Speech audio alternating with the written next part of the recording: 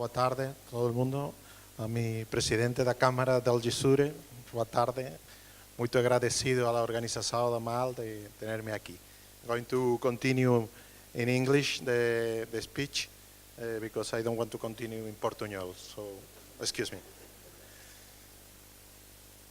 My speech today is not related with the first chart that you have seen. That is, I have an accelerator in Malaga city. It's called Bolt. I have many things in common with Stuart. It has been a real pleasure hearing from you. But I'm not going to talk, and I'm going to step on top of what you have said. We have the discussion afterwards.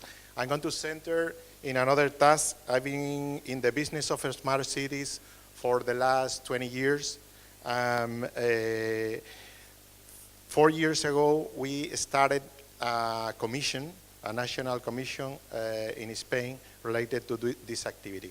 And my speech today is going to talk about the ecosystem of smart cities in Spain, the organization that we have, and you will see the opportunities of business and collaboration, of course, with these many organizations I'm going to explain to you. As Pedro was saying, really, I'm sorry because this is in Spanish, I hope you understand the content. Really, we are talking of digital transformation at the end in the smart cities. This is really the digital transformation of local administration mainly, and the communities in general. We are inside a bunch of many things coming on that are disrupting our way of understanding life, the way we make policy, the way we run the companies, the way we interrelate with each other. These so many new things that are artificial intelligence, robotics, Internet of everything, renewables, 3D printers, crowdsourcing, blockchain, smartphones. Really, the big point here is that we have been doing in the smart cities activity, we have been doing many things for a very long time ago. So what is really new are the disrupting technologies. One of the main ones is the smartphone. The smartphone is really when, I want to say that when the politician has been understanding what is an app, because they have on the hand. And this is when they have put money for the smart cities. In the past, we have many programs in order to educate the population in the information society. At least in Spain, I've been seeing at least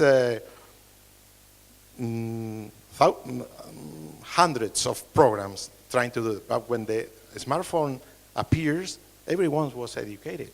And it was a real change because the power came from the citizen to the administration or the companies. It has changed the position of the citizen because now he has on his hands more power than many organizations has internally. And this has completely changed the paradigm of the smart city. If you see this definition that we have made in AMETIC, which is the ICT Spanish Association, where I am vice president of geographical action, the citizen is continuously in the definition of what we are understanding as a smart city. And we are, at the end, we are moving the concept not only to the city, but also to the territory. We are moving the concept to the communities. And this is something very interesting that I've been seeing this morning in the exhibition hall, where there is a very interesting project that Algarve is extended to Andalusia. I would like to talk about that one. The development stadiums of the smart cities we have defined in 4 main steps, from the individual and connected, to the group, to the connected, to the smart. This is the steps that we are following in the definition that we have in AMETIC. Normally, we have been seeing smart cities of silos of vertical application. We have the smart energy, mobility, water management, public services, buildings, homes, everything has a relation with the citizen. But we have been giving smart services beneath of them that collocate now in a position of interchanging information between the system. This is something quite new. It's not a complicated concept to understand, but this is a very complicated thing to do, to implement. And not in many cities they are doing that. Talking about the Spanish ecosystem of our smart cities, I would like to show you this one because we understand more clearly. Of course, we the industry, that is Ametic, that are all the ICT companies, we are the more important ICT association in the country. We like to see us as the glue for the many other things. We have at the left, we have AENOR and CTN 178. This is the standardization organization in Spain. I'll come later to this one because it's a main thing. It's related also to the startups and how we integrate big companies, big multinational platforms of smart cities with the things that the startups are doing. In the middle, we have the Ministry of Energy and the Ministry of Taxes. This is something very curious in Spain, but this is the first time that we are getting money from the tax ministry in Spain for the smart cities. This is something very revolutionary, I can say. And there are some organizations related to them that are for the local administration. So in Spain, we have a very strong organization that is called Red Española de Ciudades Inteligentes, so it's the Spanish Smart Cities network, with 83 cities. What are they doing? They are divided in several organizations with the objective of sharing best practices. So if someone has failed in something, they told to the other, if there is a success employing some technology, this is the idea. The ministry is launching programs. There are two main programs that will come after, and you will see the amount of money that they are giving to them. And everyone are working together in making this standard. The standard for us is very important because it's the way that the industry has a real development. And this is being exported in Spain through the ITU, la Organización Internacional de Telecomunicaciones, that is adapting some of the standards internationally. So this is something that we'd like to project outside. If you see back in here, how we organize all together, and we meet in several committees in order to define that. But I mean, the standard, for me, is the most important thing that we have. This is our internal committee in Ametic. It's organized in several working groups. Interesting things is, for example, and it's related to the employment, is the new professionals that we are defining there. So we have defined around 36 new professions related to the smart cities building. And we are coming to other activities like Smart Agro, Smart Community, Industry 4.0, all to the touch of we have now around 115 main companies, multinational, medium-sized, and little companies. This is another institutional view of an application of parking, I don't know, water management, many things. If there is this standard in the administration, they can talk to the, I don't know, IBM platform or Telefonica platform, because they are obligating to match, to fulfill the 178-104 standard. This is why this is so important for us, the standardization, because we want to a big ecosystem where everyone is going to be included, from the startups to the very big companies.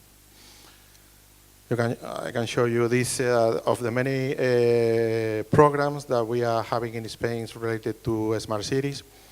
Really, there are 80. The most important is the one from the, I don't know why, but this is the tax department, the tax ministry, that has launched a 1 billion, American billion, euro program. And they have now awarded 83 strategies. I'll come back. I'm going to finish about talking about the strategy, because I think it's the most important thing of this program. We have also 280 million coming more from this strategy, and from the Ministry of Energy, the old industry ministry, we have around 250 more million euros in a smart city program. That is the coverage that you see here.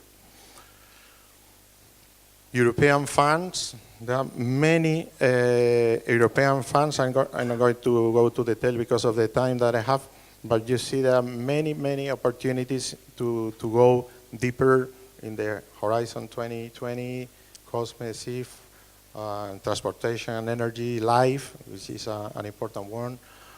Now coming into Spain, the National Plan for Smart Cities, we can say in English is Desarrollo Urbano Sostenible Integrado, is like an integrated, sustainable urban development strategy.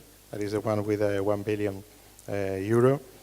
Urban Innovative Action, Urban 3, and the very interesting tool that is called Innovating Public Purchase. This is a story about how it was come, some of the thematic issues of the DUSI.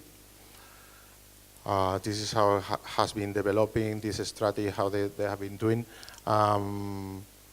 Finally, I want to finish with this slide. The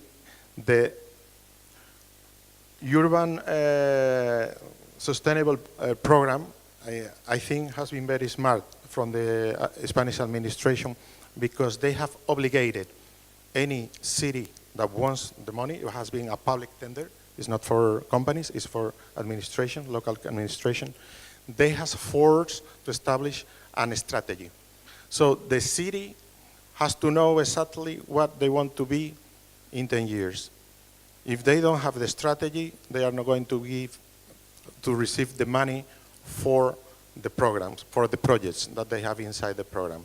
So now in Spain, because of this program, all the cities that has more than 50,000 people, a lot that has over 20,000, has strategical plans. So it's something of the good things that this plan and the projects, of course, afterwards the companies, we are expecting that this come to tenders, and now they are beginning to be getting new tenders with this money. So in resume, we have around 1,500 million euro directed to smart cities with many programs, not talking about the European funds that now are being developed in many cities. Around 200 cities in Spain now has real strategies with very nice programs. So I'll continue with the question afterward. Thank you very much.